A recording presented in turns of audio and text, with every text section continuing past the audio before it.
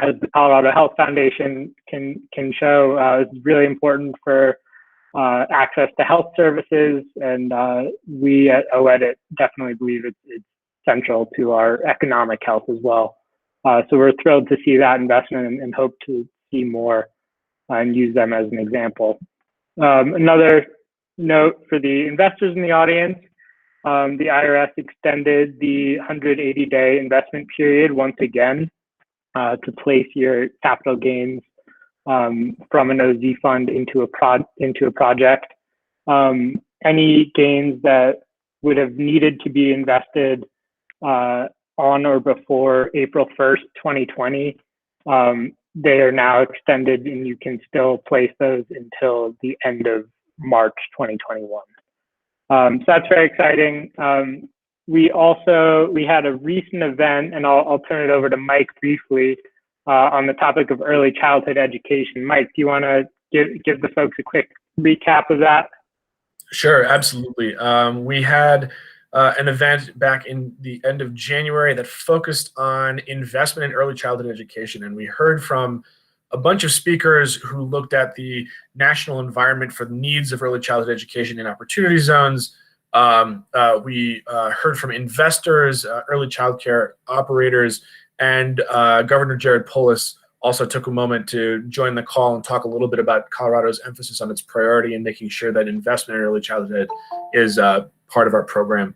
It was a really great conversation. Encourage anybody who's interested to look on our website. There is a link to the recording there, and happy to disseminate that link to anybody who's interested. Thank you, Mike. And yeah, great transition. We do have a snazzy new website that we're really excited about. And I'll put that link into the chat as well. And there you can look at the Colorado Opportunity Zone map.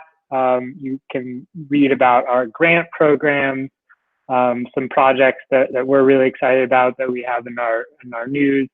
And you can also sign up for our newsletter, and that's the best way to learn about things like this broadband infrastructure investment, the extension of the investment period, and lots of other grant opportunities and other funding opportunities. So we definitely love to have you all sign up for that.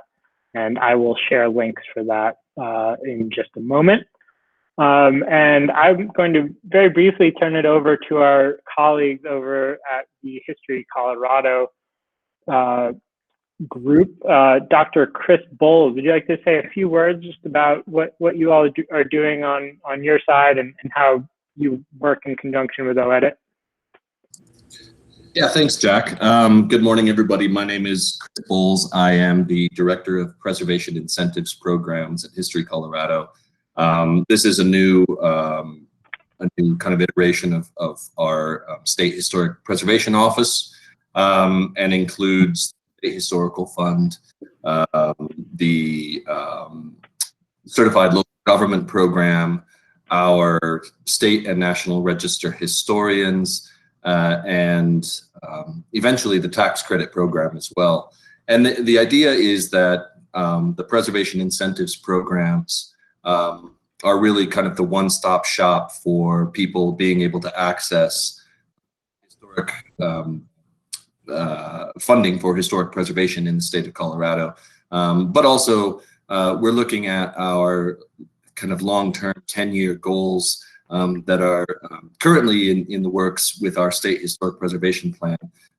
It's being painfully birthed at the moment, and it should be out in the next couple of months for everybody to look at.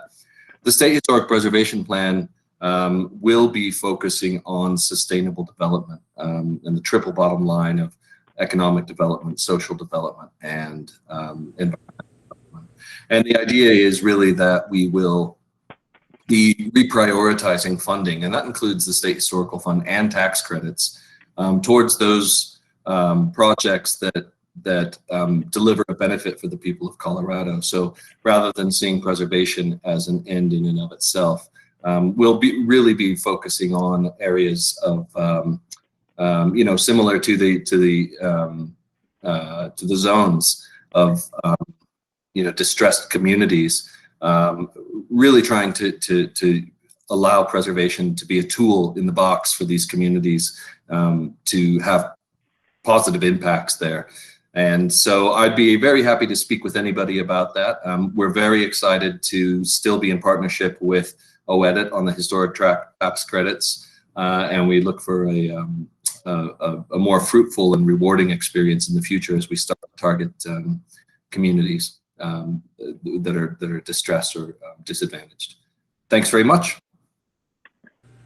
Thank you, Chris. And your very brief spiel there gave me just enough time to download our first presenter's slides. So Jason, I'm going to open that up and share in a moment, and you're welcome to take the floor here. Great, thank you, Jack, and my apologies for the technical difficulties. That seems to be the name of the game anymore with trying to join these things remotely. So thanks for inviting me. My name is Jason Watkins. I'm a principal with Novogratz & Company based in Dover, Ohio. I specialize primarily in dealing with opportunity zone consulting, audit, tax compliance, financial projections, basically full service accounting work, dealing with opportunity zones primarily. I've also had a fair amount of experience with historic tax credits, and Jack asked me to join today to sort of give a brief overview of both the opportunity zone incentive, the historic tax credit program, and then briefly go into how those can be used in tandem for projects. So Jack, you can skip past the disclaimer screen and I guess the agenda since I just said that.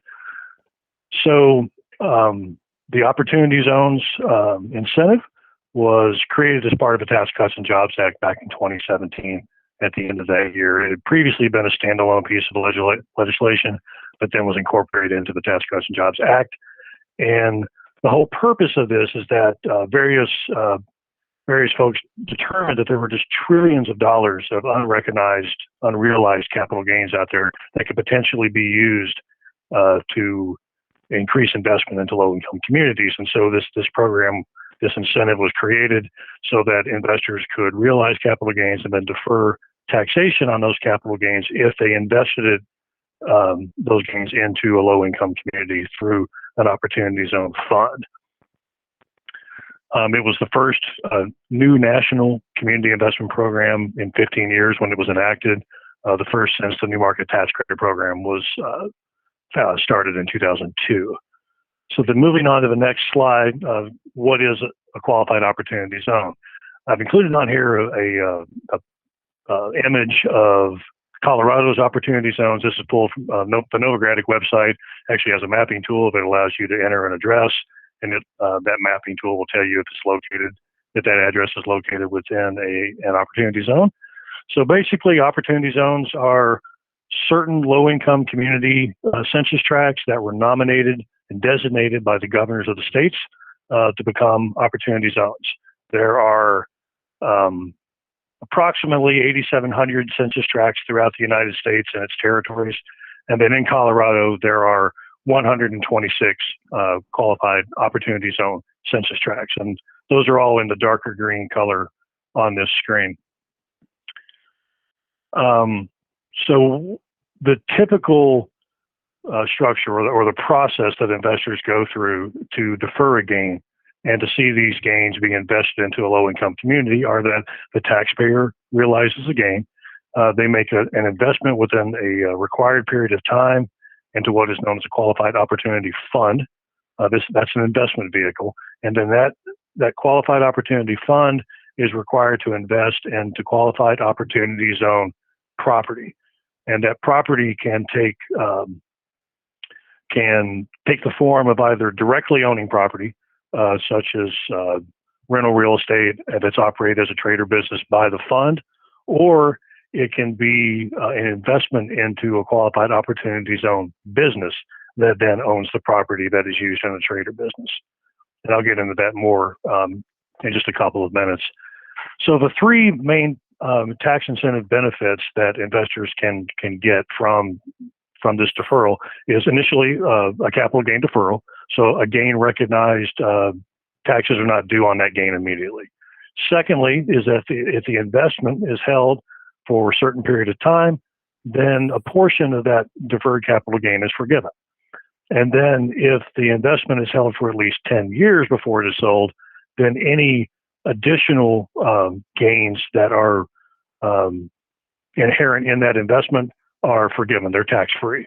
And we'll walk through a timeline here of sort of the typical process. So an investor sells a piece of a capital asset, has a capital gain that within 180 days, which is typically, Jack mentioned there's been an extension due to COVID that's now basically an additional year to invest gains. But typically, the investment has to be done within 180 days of the date of the recognition. And if that investment is held for 5 years, then the taxpayer gets a 10% basis increase. So 10% of that deferred gain isn't taxed. And let me explain how that works real quickly. So when the taxpayer makes that initial investment into a qualified opportunity fund, they actually take a $0 basis in the investment. But after holding it for 5 years, 10% of that deferred gain is then added to their basis. So $1 million gain that initially has a $0 basis after 5 years of hold would have a basis of $100,000. Now, the way the Opportunity Zone incentive is set up is that if the investment was held for 7 years, an additional 5% basis gain would happen. However, the date for new investments ends on December 31st of 2026. And so in order for a fund investment to have been held for 7 years, it would have had to have been entered into before December 31st of 2019, because there were only 7 years left in the life of the incentive at that point. So for any new investments, there's not 7 years left that they can be held. So going forward, so I mentioned December 31st, 2026. That is the date that if the fund investment has been held to that point, the tax then becomes due at December 31st, 2026, based on whatever the gain would be, which if it's been held for at least 5 years, only 90% would be taxed. So 10% is forgiven. If the investment is then held beyond that date and held for a total of at least 10 years, any additional gain is tax-free. So that $1 million investment, if it is worth $5 million after 10 years, that $4 million of capital gain is tax-free. And that can be a tremendous benefit under the incentive. So as I mentioned earlier, the Qualified Opportunity Zone property can take two forms, either directly held or investment into a partnership or a corporation that is a Qualified Opportunity Zone business. The requirements simply are that the investment has to be made sometime after December 31st of 2017. And let me back up for a second. When I say it can take the form of either, 99.9% of the deals that I've seen is not a directly owned property. They are investing generally into a partnership interest that's a Qualified Opportunity Zone business. So when that investment is made into the business, it has to be a Qualified Opportunity Zone business or is being organized for that purpose. And then it has to remain a Qualified Opportunity Zone business for at least 90% of the fund's holding period of that investment. And then one last note I want to note here on the bottom square, this Qualified Opportunity Zone business that is held, if that is property that has previously been used in the Opportunity Zone, then it must be substantially improved in order for that property to qualify as Qualified Opportunity Zone business property. And that'll fit into the historic tax credit conversation here in just a minute, because there's a similar requirement there. So this is the typical structure that we see. We see one or more investors that are investing into a Qualified Opportunity Fund. That is it can't be a single member partnership or LLC. It has to have a general partner, and it has to be a regarded entity for tax purposes. And then same thing for the fund investment down into a Qualified Opportunity Zone business. That Qualified Opportunity Zone business also needs to be regarded. It could be single member, but in that case, it's disregarded, and the fund would be treated as just directly owning the property. And so the business entity is what owns either an operating business or rental real estate below that that's operated as a trade or business. So the requirements for a fund is really simple. The fund actually self-certifies on its own tax return that it is a fund. It has to be just organized as a corporation or a partnership for the purpose of investing in qualified opportunity zone property. And we typically see language to that effect that is included as the purpose in the fund's operating agreement. And then its second requirement is that at least 90% of its assets have to be held in qualified opportunity zone property. When you look at a balance sheet at one of these funds, typically there's a little bit of cash that's held there, and then the rest of its assets consist of an investment into a qualified opportunity zone business. So as long as the business qualifies, the fund can pretty easily meet this 90% asset test. At the opportunity zone business level, there are a few more requirements. First, sorry, I jumped ahead. Go ahead. Oh, okay. So substantially all of the opportunity zone business's tangible property has to be qualified opportunity zone business property, and that threshold was set at 70%, which isn't too difficult to meet, especially with a real estate project, because it's located within the zone. So as long as these other rules are met, and the property was acquired and substantially rehabilitated after December 31st of 2017, it's really not an issue. The other requirements are that 50% of the income at that qualified opportunity zone business has to be derived from active conduct. At least 40% of any intangible property has to be used in the active conduct of a business. And there's this limitation of 5% maximum of what's called non-qualified financial property. And basically, there's a list down at the bottom of this page of items that are considered to be non-qualified financial property. And this also includes cash. The qualified opportunity zone business cannot hold cash unless it is held under what is known as a working capital safe harbor written plan.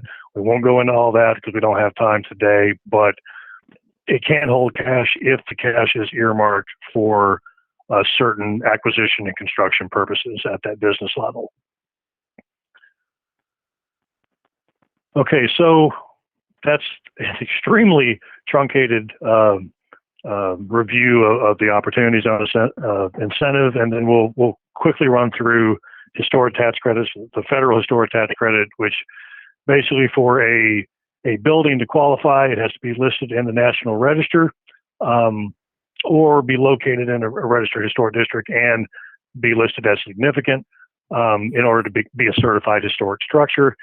If it meets those, then it is eligible for a 20% tax credit that is spread over 5 years based on the amount of qualified rehabilitation expenditures that are used to substantially rehab the property. And by substantial rehabilitation, you're required to double your basis in the property. So if it's acquired for $2 million, you have to spend at least $4 million rehabbing the building for it to qualify. It also has to go through a certification process. It has to be a certified rehabilitation, which is where the Secretary of the Interior, or more specifically the National Park Service, certifies to the Secretary of the IRS that the building that the rehabilitation is consistent with the historic character of the property. Typically, that means there cannot be drastic changes to the exterior or to certain interior features of the project or of the property. The three tests that are used to determine that a building is indeed a qualified rehabilitated building is the substantial rehabilitation, which I spoke of a minute ago. The building, it has to have been placed in service at some point before the rehabilitation began, so that eliminates new construction. The building could have been vacant, or it could have been used, but then is pulled out of service during the rehabilitation. I've seen either of those scenarios work. And then lastly, depreciation has to be allowable with respect to the building. So in order to qualify for these tax credits, there's an application process that a developer has to go through. It's a three-part process. It's with the State Historical Preservation Office is where these applications are submitted. Generally, staff members there review those and then forward their recommendations on to the National Park Service. And first part is the evaluation of significance to make sure that the building is even eligible to be a qualified rehabilitated building. Second, part two, and typically we see some type of consultant brought in to assist with this part, where every significant portion of the rehabilitation to every feature of the building is detailed in this part two application that is then sent to the NPS, and NPS will come back and say that certain features need to be modified in order for it to not significantly alter the building. And then once that is received, then construction begins, or the rehabilitation begins. And then once that is complete, then part three is submitted, just asking for certification of the completed work. I've been involved a lot at this stage, where my firm will conduct a final cost certification and go through and review the costs and give that report as well, which accompanies that request to the National Park Service. And some states require that as well. So real quickly, what qualified rehabilitation expenditures, or QREs, can consist of are any assets that are depreciated for tax purposes over straight line over at least a 15-year life. So this includes commercial property, residential rental property, a qualified improvement property. However, any assets that are subject to a shorter life, or that can have accelerated depreciation, are excluded. And very important here is qualified improvement property, which as 15-year property, you are allowed to take bonus depreciation on it right now up to 100%. However, a taxpayer that has qualified improvement property that it wants to treat as a QRE has to make an election out of that bonus depreciation. So these are the typical costs that we see. We see the hard costs from the general contractor and any subcontractors, and then any soft costs that are related to the construction of the property are what are eligible to be capitalized into the building, and then thus qualified rehabilitation expenditures. One thing to watch out for are legal costs, because legal costs that are related to the construction of the property can be eligible, but legal costs that are related to syndication or are related to organization are not eligible, because they would not be capitalized into the basis of the building. Okay, so that is a sort of a brief, even briefer, I guess, a breakdown of the historic tax credit. And so now a quick discussion and look at a couple of typical structures that we see where both historic tax credits and opportunity zones are being used. And Jack, you had mentioned that you haven't seen much of this, or maybe any of this that you're aware of in Colorado.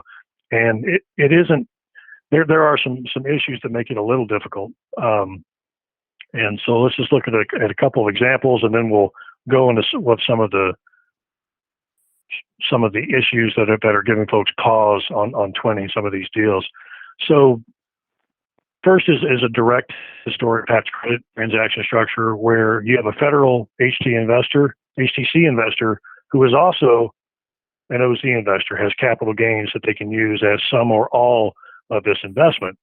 So they defer gain into a historic building entity, but that entity, because it's a direct investment, has to be a qualified opportunity fund rather than a qualified opportunity zone business.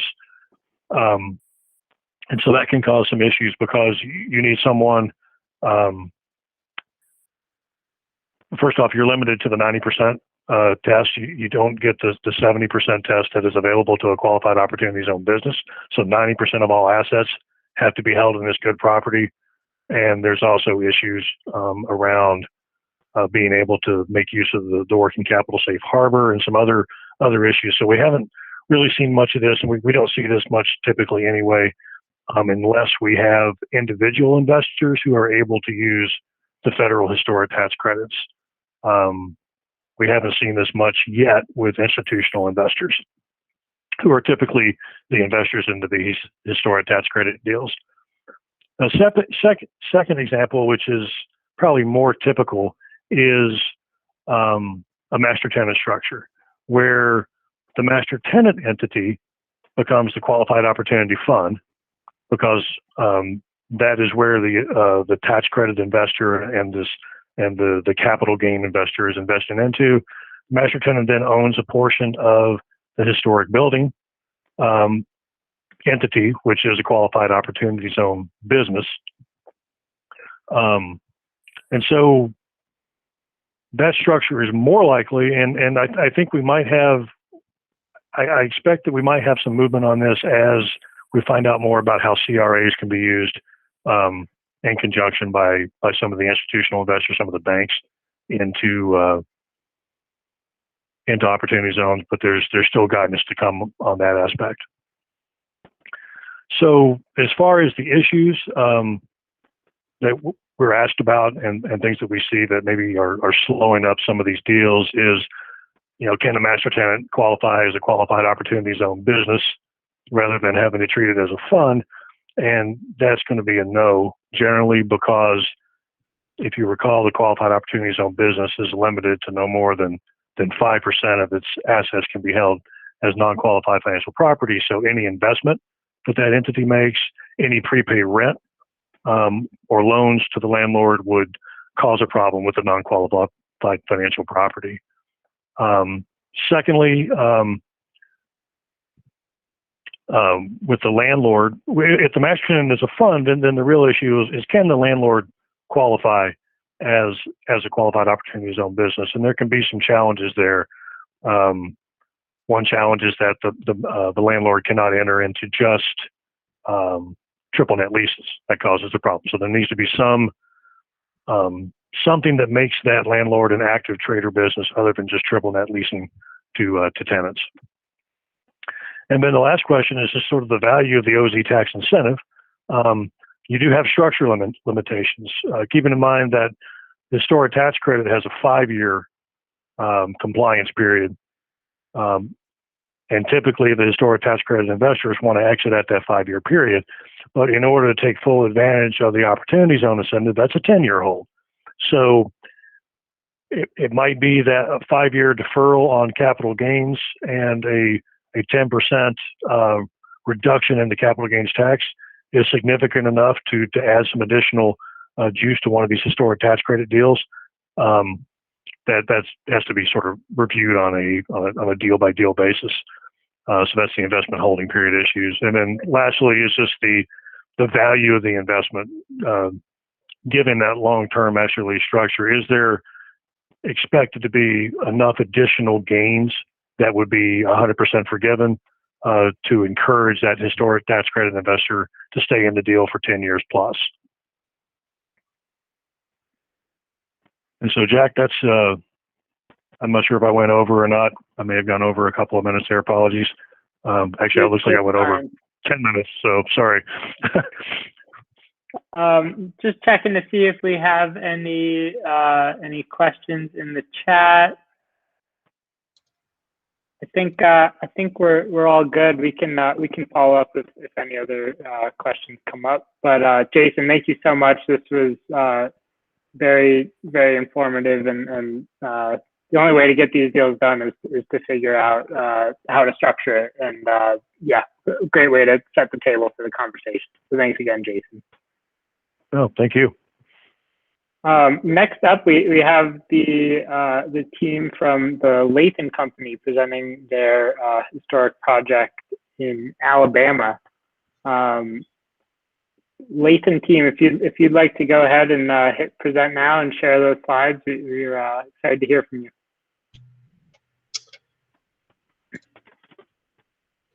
All right. Good morning. I'm Jerry Lathan. You can hear me?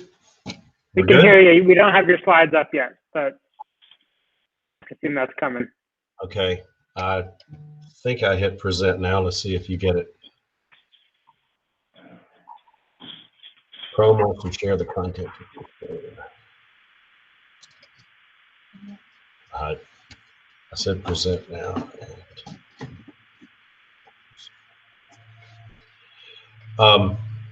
Okay, do you have it yet? It says it wants to share, but I don't know why you're not getting it.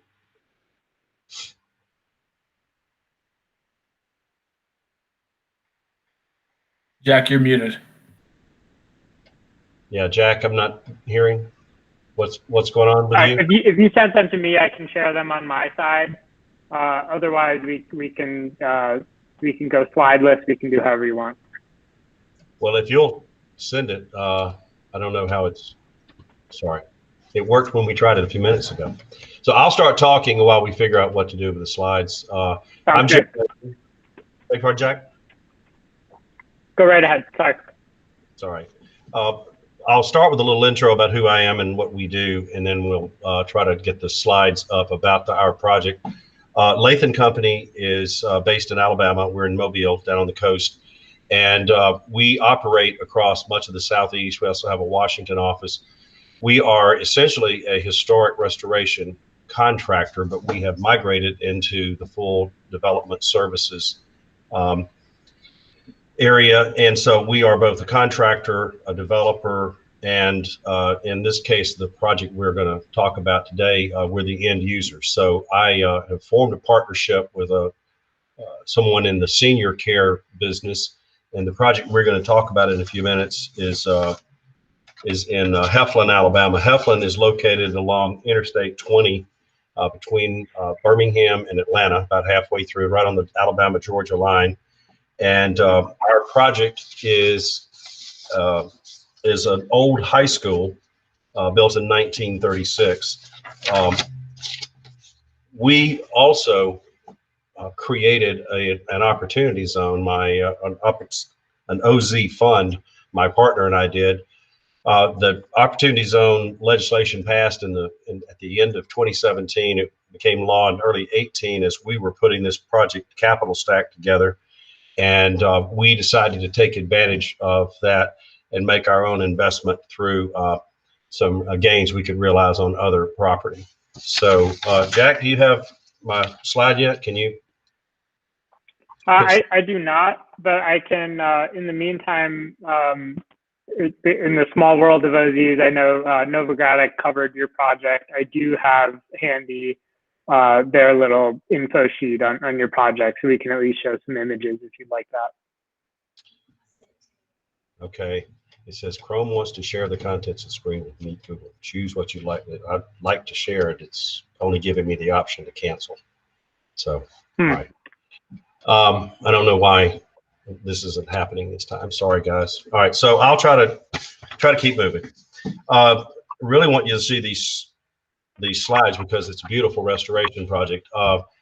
What we really love to do is preserve old buildings. That's our passion. That's what we like to do, and that's what we know we're good at. And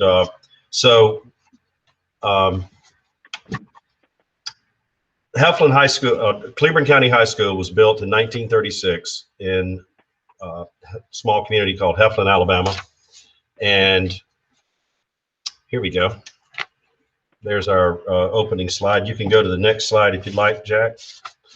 Sure. Well, that's the Novogradac article. Yeah, I just figured it's the start here. Sure. Well, so Lathan and Coleman is the business that I mentioned a moment ago that we formed to own this property. We purchased this old school in the fall of 2017, and we then put together a capital stack made up of new market tax credits, Alabama state historic tax credits, and federal historic tax credits. We then created an opportunity zone fund of our own, which we then self-funded in order to bring that stack of capital together for a total of a $12 million investment made possible in rural Alabama by all of that assistance.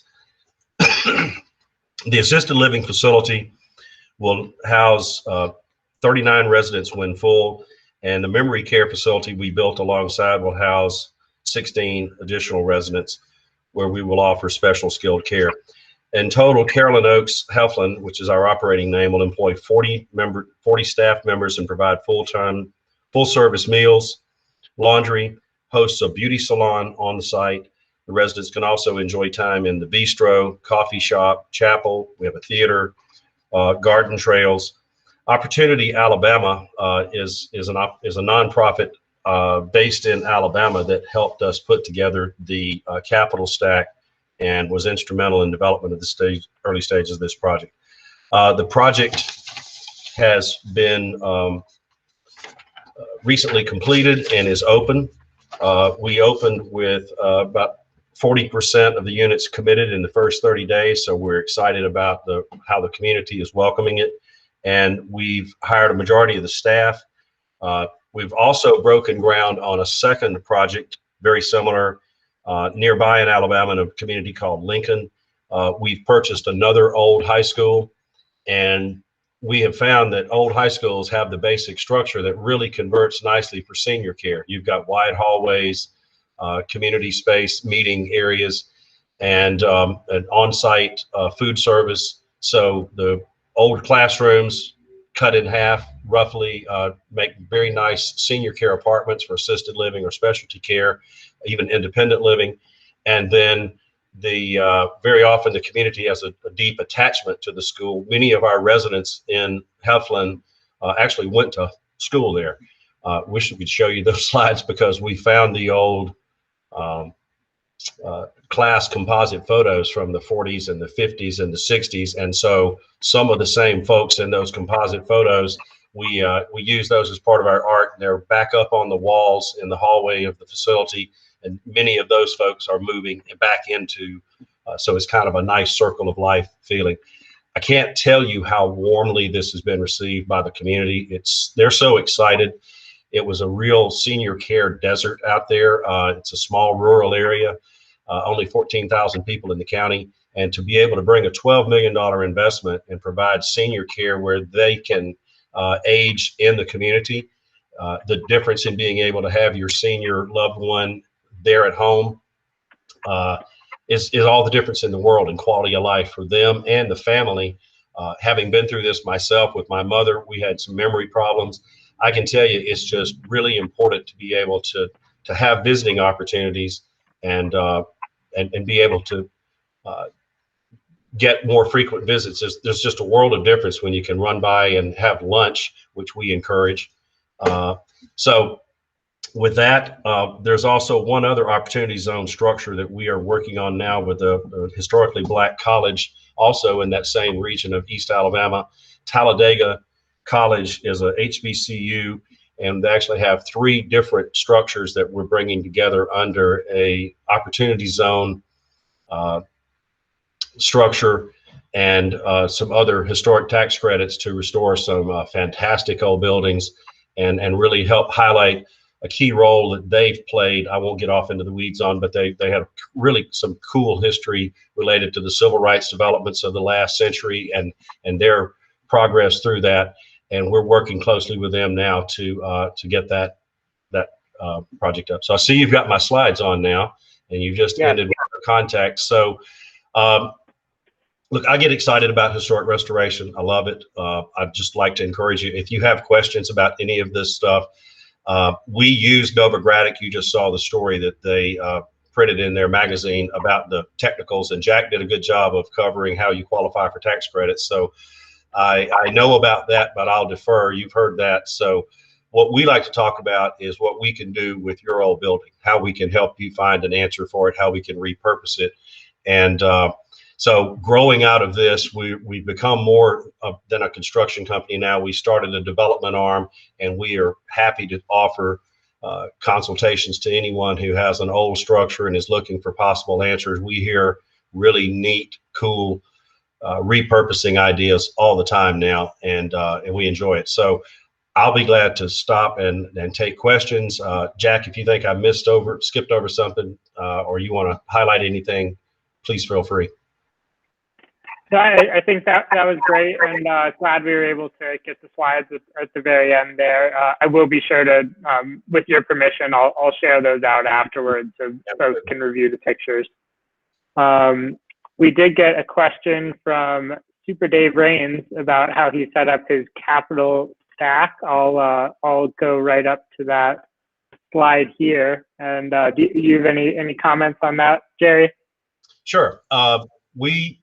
We found a community bank that was really interested in helping. They had opened a branch recently in this area of the state and were interested in being good citizens. So they took a stronger than average interest in helping us sort this out.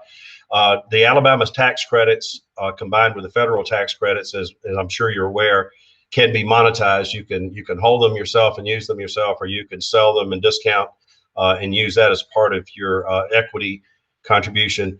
In this case, we also, because it had such powerful community support and was such a great project for all involved, we were also awarded an allocation of new market tax credits from an Alabama-based bank that was looking for this type of community involvement, and rural development in particular is very important. I might mention, just for the sake of you guys understanding, Alabama has gone through an evolution of historic tax credits, and in order to continue to gain support in the legislature, they revamped the law a few years ago, and they have a set aside in the credits for rural areas, which has been very, very effective. We have a limited amount of credits that are allowed under the state budget. So when the urban areas are oversubscribed, they have to go on a waiting list and wait until there's more available funds to fill them.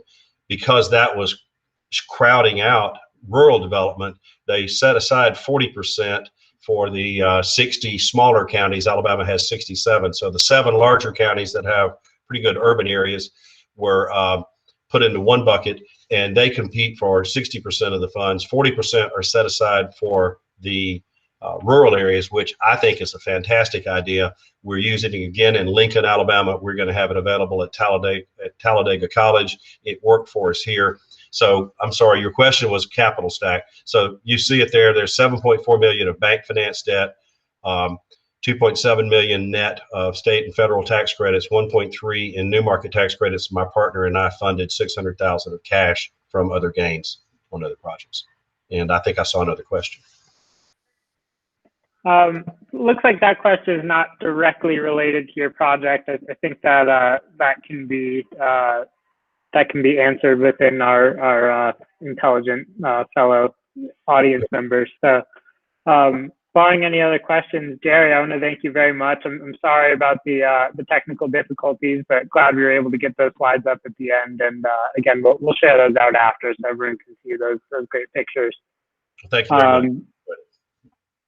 And I will stop presenting, and I will turn the stage over to Ariel with the tax credit connection, and hopefully her slides will be able to present.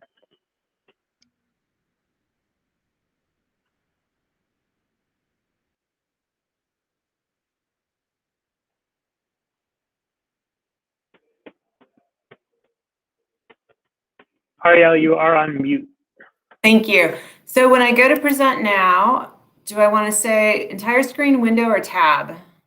Window usually works well if you're sharing PowerPoint or Adobe. Yeah, and unfortunately, it's not pulling up the PowerPoint, even though it's open on my screen. Okay, I think you sent them to me before, so I will pull them up on my end if you can't get them. Yeah, I don't know why it's not showing up. That's so wild. Okay. And Jack, I'll apologize in advance because I have each bullet is a click, so you'll be clicking a lot. I hope your finger doesn't get too tired. No problem. All right.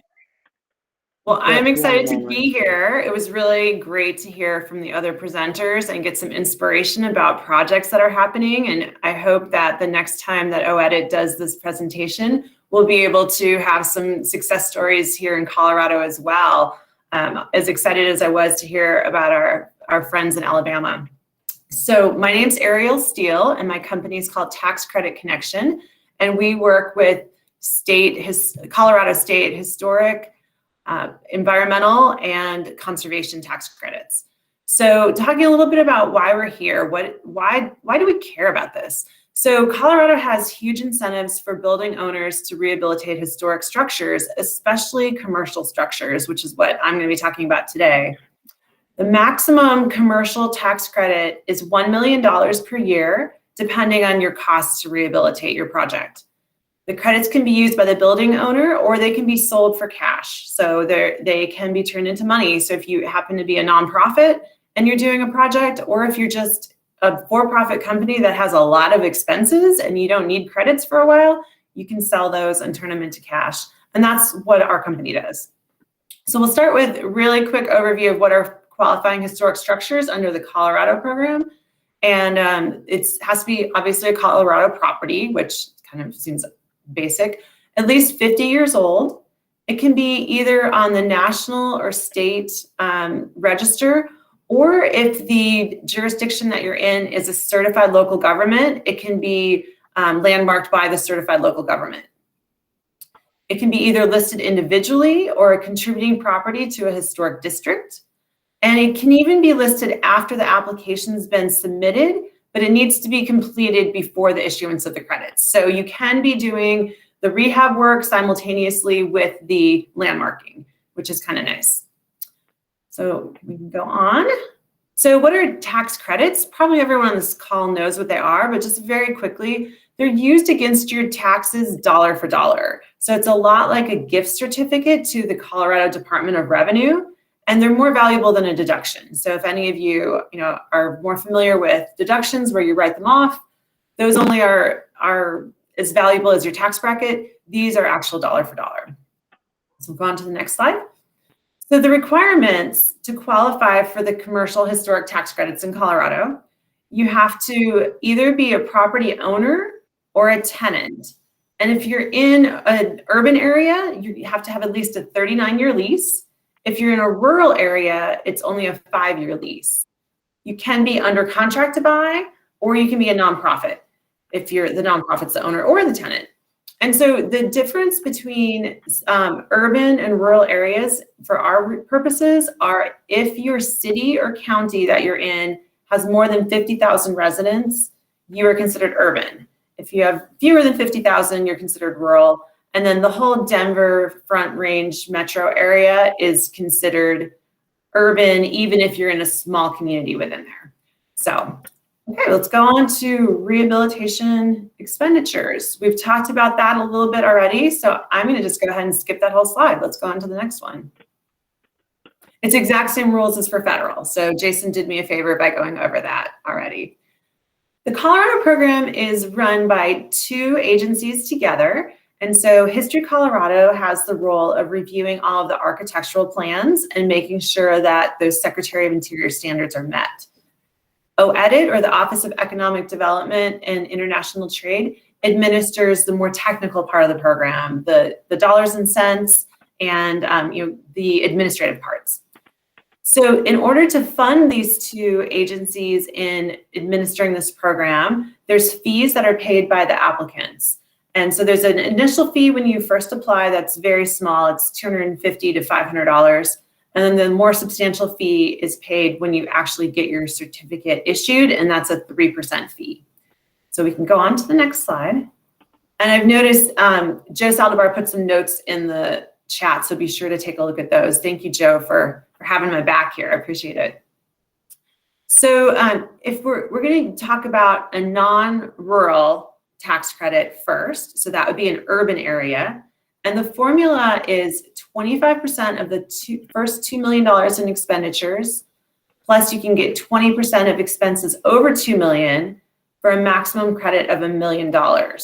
So we'll do an example in just a second, but I want to point out that there's a kicker in these urban areas. If there's been a disaster declaration in your county in the last 6 years, you get an additional 5%.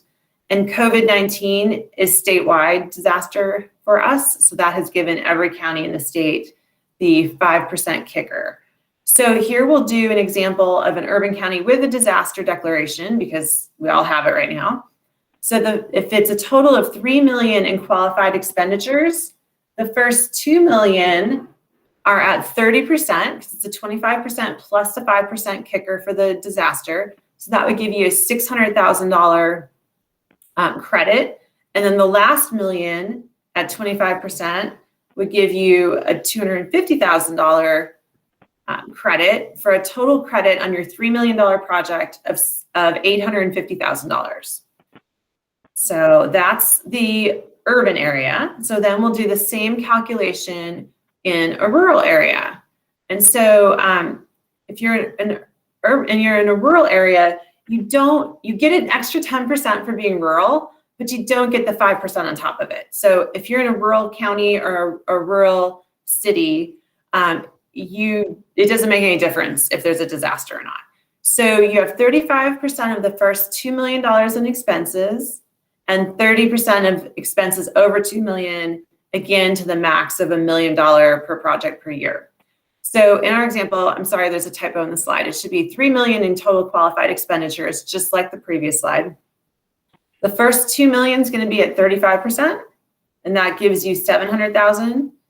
The next $1 million is at 30%, which gives you $300,000. So your total is $1 million tax credit. So if you just think back to the previous slide, if you're in an urban area, your $3 million project is going to earn you $850,000 in credits. If you're in a rural area, your $3 million project is going to earn you $1 million in credits. So it just really shows how big of a difference it makes. And for anyone on this call who's worked in a rural area, you know that it is hard to get contractors out there, and it's hard, it costs more money because you're paying for them to travel.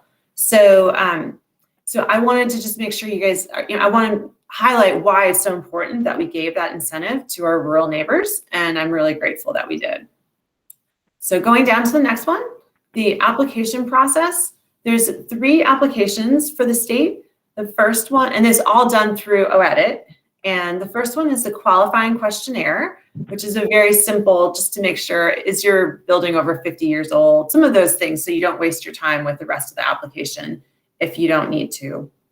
The second one is a reservation application, and that kind of tracks the part 2 with the federal credit. And so that one is where you put in all the information about your project.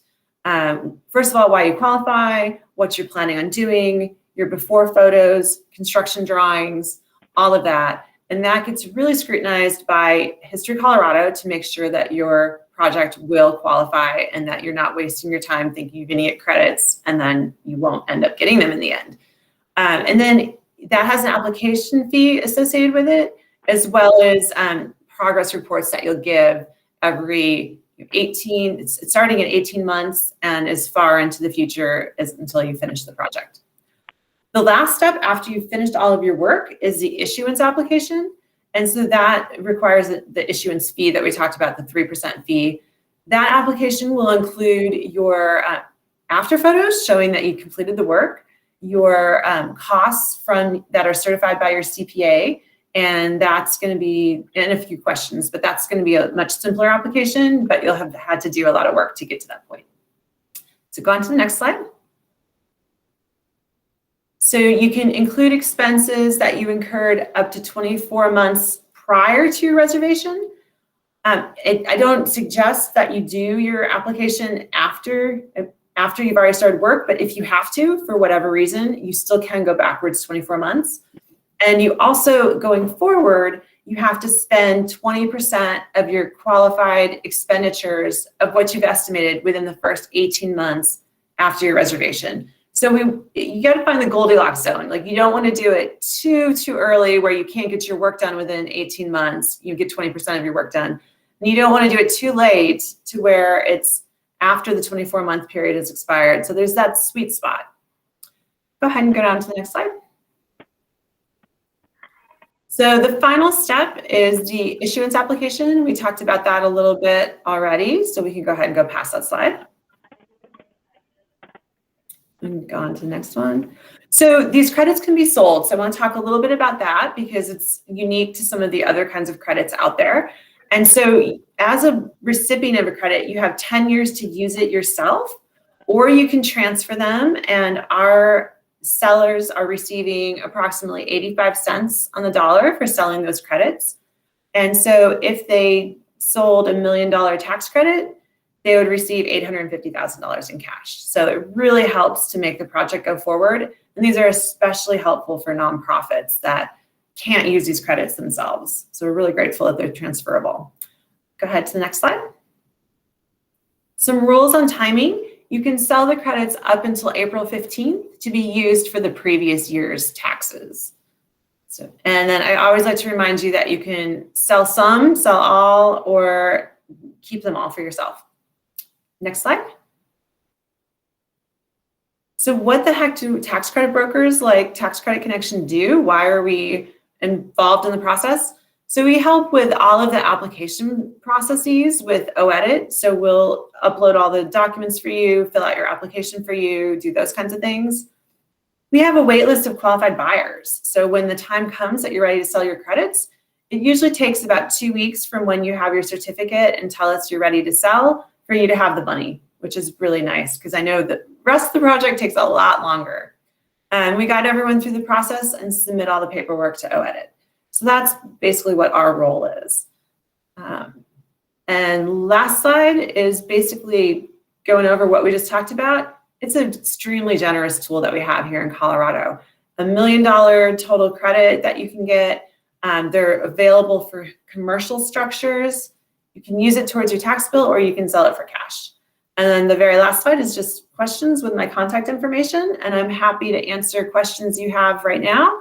Or if some come to mind or you want to just talk about a specific project, feel free to give me a call, send me an email, and I would be delighted to talk to you about your specific project.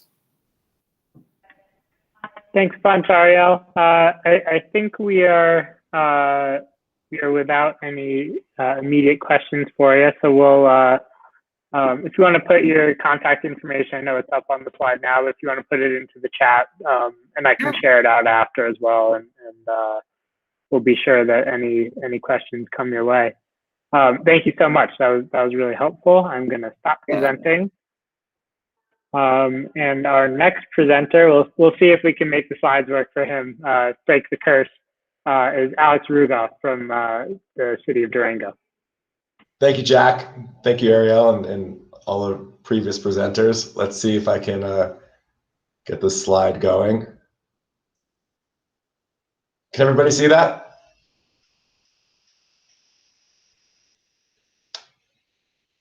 Jack? Sorry, I can't see the screen. Okay. You're live, Alex. We're good? Perfect. Yep. Well, thank you everyone for joining us today. It's been great to hear the details of how the historic preservation tax credits work, how the opportunity zone incentives work. And so now we're excited to discuss a real project happening in Durango, Colorado that's on the market now that really is a once in a generation type of project. And I'm Alex Rudolph. I'm the Economic Development Coordinator for the City of Durango. For those of you who have been to Durango, you know the quality of life that we offer here. For those of you that haven't been, we look forward to welcoming you soon when we can all meet in person. But we're really known for our quality of life, and a lot of that has to do with our culture and having a college town. Fort Lewis College, about 4,000 students, undergraduate students, liberal arts school, helps bring a lot of energy to our town.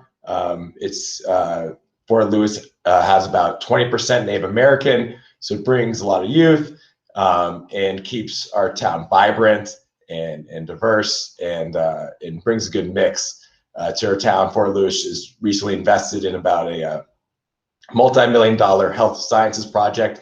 And so we're really, really excited to see how we can help our students stay in Durango and contribute to our economy. A lot of people come to Durango, myself included, because of the access to the outdoors. I used to be in the Front Range and would drive 2 hours to go skiing. Now I drive 20 minutes up to Purgatory and have no lines. In the summer, we go rafting and hiking and fishing and camping and hunting and all that fun stuff. We also have really great demographic trends. We're in despite being in a more remote location, the median age in Durango is 34. And we have a lot of young families and a lot of people end up coming back here for retirement too. And so we do have a good, healthy mix of demographic trends. Our population is just under 20,000, and the state demographer is expecting us to grow at a sustainable rate over the next 10 to 15 years. And so we're doing a lot to accommodate that growth, make sure it's sustainable and adds to our character. We also have a pretty diversified economy. a lot of Durango does bring a lot of tourists into town. We do have the historic train. We do have Mesa Verde National Park nearby. So we do bring a lot of tourism, but we also have a lot of growing businesses in some manufacturing, a lot in technology, a lot in healthcare. Really sectors that we think are going to be are poised to grow and be in a good position to continue adding jobs over the next few decades. And a lot of that has to do with our local government taking a different approach to development. Historically, our local government a lot of times would look at projects and say, okay, development has to pay for itself. It has to put in its own infrastructure and it pays the way for its own development. We've taken a little bit of a different approach now. We're starting to create some more partnerships, and the local government really is trying to be more of a facilitator of development that fits our community needs and not just a regulator. And I'll bring some concrete examples of how we're working with the private sector to support healthy growth that adds to our character and meets our community needs and vision. And really what makes Durango unique and special and different than any other town across the country is our historic downtown. Here's a photo of the historic Strader Hotel built in the 1800s. And our entire downtown is considered a historic district. And walking down Main Avenue we've done a great job of maintaining that character and bringing that Western culture alive in Durango. So the exciting property, the generational opportunity that I'm excited to present is this historic school administration building. Kind of reminds me of the project that Mr. Lathan presented on. And so as you can see here, it really is 3 distinct properties, but it's being marketed and sold as one single site. On the left, you have Buckley Park, which is a really important open space for the community. And so there likely would not be any type of development on Buckley Park. There may be a land swap with the local school district, but I would not imagine anything would be able to be built on Buckley Park or used for commercial purposes. It's really, really important to the community that Buckley Park stay as a public domain and open green space. But the 2 other parcels on the east, 201 East 12th Street and 215 East 12th Street, actually I should say East 2nd Street, 215 East 2nd Street, are really the exciting opportunity that's on the market. This was a former high school site turned into a school administration building for 201. 215 was a charter school that had been in full use until the end of the year. This property is now in the market. And the East 12th Street property was built in 1917. It's about 44,000 square feet. It's been placed on the National Register of Historic Places in 2001. It's in this great classical revival architecture and has a beautiful facade and offers a lot of different opportunity for a creative developer who's experienced in historic preservation. The property on 215, that was built in the 1950s and also offers a little bit more flexibility in what can be done with that site. In total, this is about 4.3 acres, but really somewhere around a little over 2 acres for the 2 buildings. The site's all within an opportunity zone.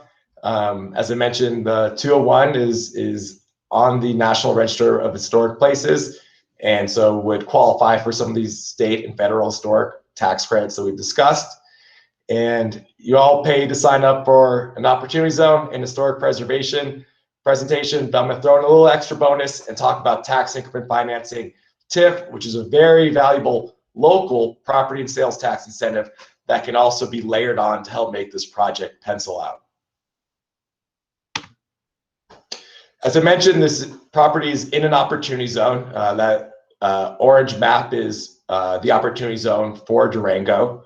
And it's the way the census tract is drawn, all of our historic downtown Durango is actually an opportunity zone. So for those of you with opportunity zone funds, particularly those that invest on the Western Slope, would love to talk to you about this project, but also some other properties that are on the market in Durango. We have a lot of great projects that are in qualified opportunity zones and are ready to be partnered up and use the opportunity zone as well as other incentives to make these pencil out. I won't go too into the details on how the opportunity zone works.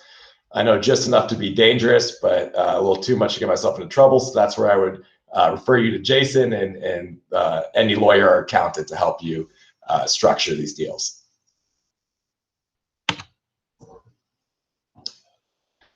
Here's a photo of the historic school building. You see it's beautifully built, brick and mason construction, built in 1917. As I mentioned, listed in the National Register in 2001, also within a historic district. So you got both of those designations. And you know, as I mentioned, those federal and state historic tax preservation credits can be very valuable. As Ariel showed us, you know, a $3 million project, you can take advantage of $1 million, almost a third of your total project costs. You can qualify for credit, so it can really help make it pencil out. This building has a great auditorium, an above ground track facility, offices and classrooms. And so really someone who's experienced in historic redevelopment and preservation, someone who's got a great vision and can make this happen. There's a lot of really unique and cool concepts that we've heard developers come up with, and so we're excited to present on this project and work with the developer and help make their vision come to fruition. It was great to hear Mr. Lathan explain about how classrooms can turn into residential units. That's something that we greatly need in Durango. Like many communities across the state, we are targeting more housing, more workforce housing, attainable housing, affordable housing, however you define it, is really a top priority for our community. And as I mentioned, I'm also going to talk about TIF, tax increment financing. I won't go into too details on what TIF does. I'm happy to speak with anybody afterwards, but this is the one incentive that our local governments can control. It can be very valuable. As I mentioned, our local government has taken more of a facilitator type approach to development. And so over the past few years, the city of Durango has worked with the school district, the county, our special districts to form an urban renewal authority. Durango, we don't think of ourselves as urban and usually don't like to go the authority to make a public-private partnership deal. And so we're calling our URA the Durango Renewal Partnership. We've had a ton of support from local business groups. We had a great editorial in the paper this past weekend about how excited they are about our first urban renewal area, which we're calling Midtown. And the 9R building that I just showed you is anchored right in the heart of this Midtown district. And so we just completed the draft of our Midtown plan. And that plan, which we envision will get adopted in March, authorizes the use of tax increment financing, better known as TIF. And TIF is a way to use future property and sales tax to help cover upfront development costs. And this building in particular is a really great TIF project because it's been in the public use. So it's essentially not paying any property taxes and has zero sales tax. There's no commercial component. And so as it goes into a private ownership, and maybe it becomes a rental property, maybe it's mixed use and has a retailer or restaurant that's generating sales tax. All that new property and sales tax would qualify as the increment. And that can go back to help cover those upfront development costs, such as the rehabilitation costs, which we see can be so expensive on a major historic project like this. And so really TIF is a great way to get a local incentive. And you can also tack on the state historic tax credits, and then tack on top of that the federal historic tax credits and the federal opportunity zones. So really what you're doing here is layering these incentives to make this project pencil out. It's going to be a costly rehabilitation project, But with these incentives, as we've seen, it can make this project work out. And that's where we're, the Durango Renewal Partnership is ready to work with the developer. We have these models that can help project out how much TIF you can receive over a 25-year period. And then that TIF becomes a negotiation between the developer and the Durango Renewal Partnership on how much we would share back. That would likely be through a reimbursement agreement where we would reimburse the developer a certain amount of TIF or a certain percentage.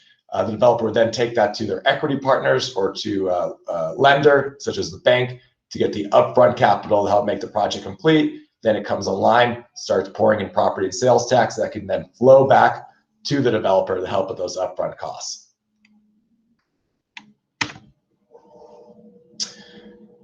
Here's a great aerial shot of Buckley Park in the 9R School Administration Building. The city planning department is excited to work with a developer or the potential buyer. It would likely go through a planned development process.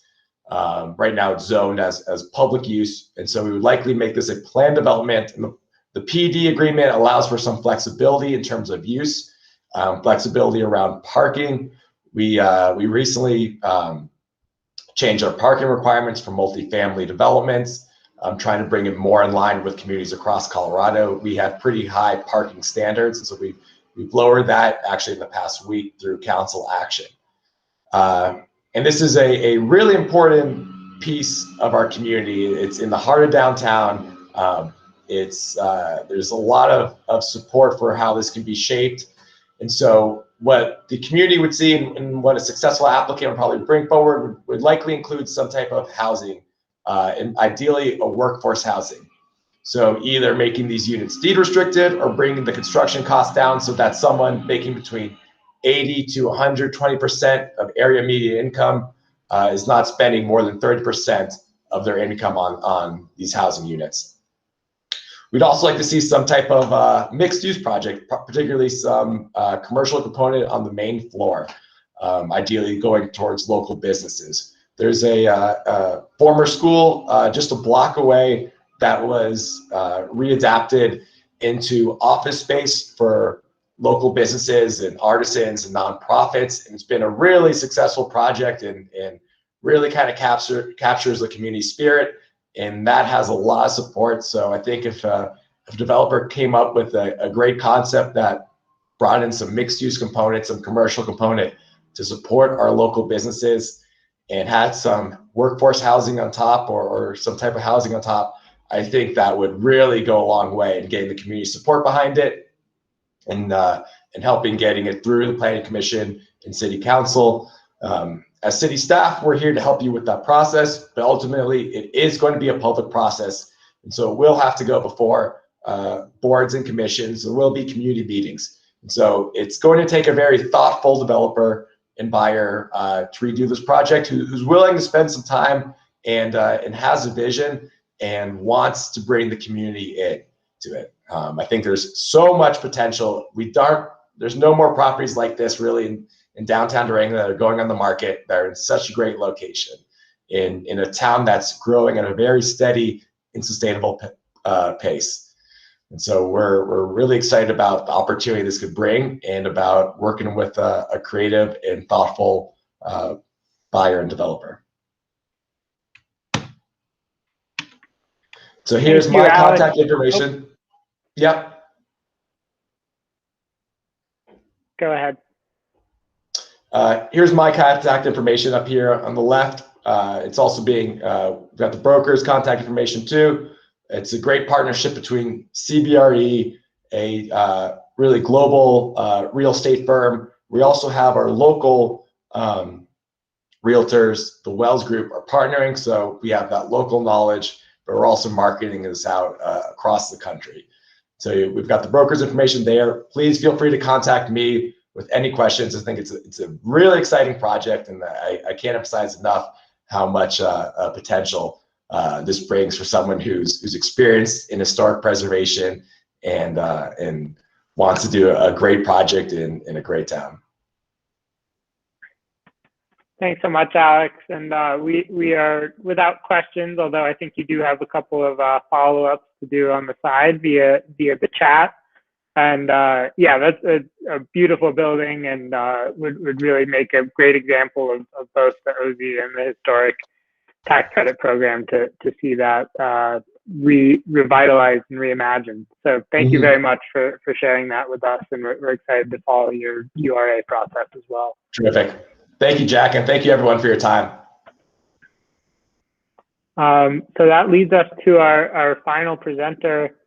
We are thrilled to have Dana Crawford here to share her another school building. This one is in Trinidad, and I'll say no more and turn it over to Dana. Dana, you are on mute. And now, am I off? You're on. You're on. I'm speaking. Alex, if you become unhappy in Trinidad in any way, in Durango, we are looking for a planning director in the little town of Trinidad, which is a very charming place. And I felt extremely competitive while you were talking. And so I'll try to do my best of selling our project. Trinidad itself is quite an amazing place. I'm hoping everybody will come off of the highway and tour. Lots of people say, oh, I've been there. I got a hamburger and I got a tank of gas. And they don't see it at all because Main Street's wonderful and it's brick lined, and every brick has the signature sign of Trinidad on it. The Victorian buildings and the setting, we're very close to a geological outgrowth called Fisher's Peak as a state park, and is going to create a lot of activity. We're close to the New Mexican border, and we're about 2.5 hours drive from Denver if you're not worried about breaking the law once in a while. And it was formerly a Spanish and Mexican colony, and many books have been written about it. And the population now is just slightly under 10,000, but it's growing very fast, and we're beginning to have some shortages of housing. And people are coming there. The digital nomads are coming because it's a perfect place for them to work and get away from the cities that a lot of people are trying to avoid now. A lot of art activity, and that has much to do with our East Street School. And it has museums and exhibits that date back to the foundation of the community. And it's kind of a mecca for history aficionados. But one of the things that we worry about in this town is that we don't want it to get glitzy. And I suspect that Durango worries about some of the same things. And how you become popular and you don't get glitzy is a subject that probably Opportunity Zones will have a lot to say about in the future. Our school, as you see here, was built in 1919, and it was built by a pair of architects who came to Trinidad, and their last name was Rapp. And the Rapp brothers all came from Illinois, and there were 4 Rapp brothers. 2 went to the East Coast and were responsible for building a lot of the glamorous movie theaters there. And 2 of them came, and I'm still trying to find out exactly why, but they came to Trinidad. And they built a theater in Trinidad. This dates back to 1908 that we're also working on, which is a nonprofit project, but and unfortunately didn't end up in an Opportunity Zone, which is tragic. But at any rate, this building, the Rapp brothers went to the West Coast, to California, to see what was happening with schools then.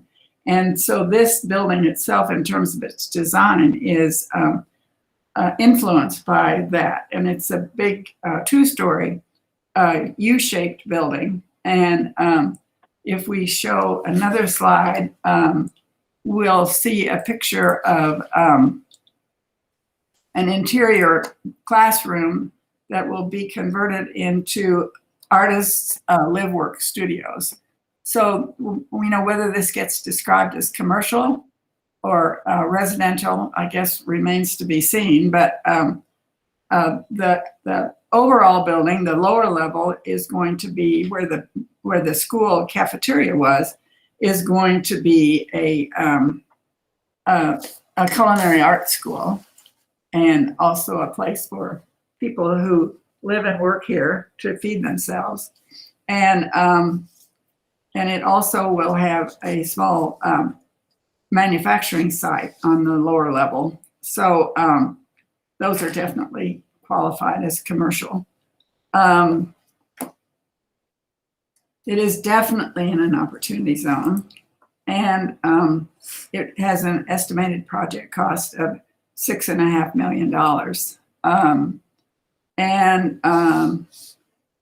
The school is just about, we do have an urban renewal authority, and so far the city of Trinidad hasn't really picked up on some of the opportunities that have to do with historic preservation, and we're working on that because, as I said, we have a large group of people wanting to move to this place because it is an artist and a creative person's attractive place. And also we are hoping to see a lot of small startup businesses, and also the digital nomads are definitely coming.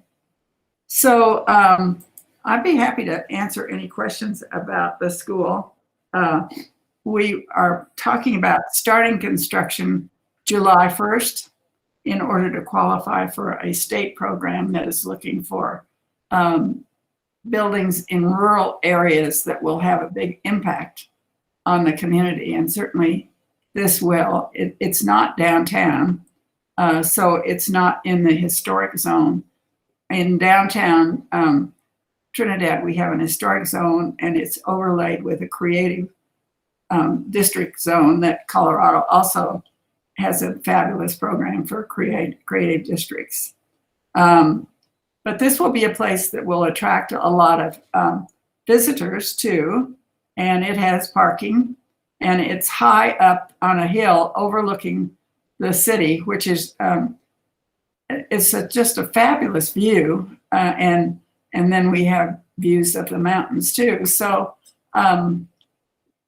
this is a kind of a perfect opportunity zone project, and we are working with Stephanie Copeland, who is known to most of the people that have worked for the state of Colorado, and she now is heading up an opportunity zone investment group, and it's called 4 Points. And so the sources of funding will come.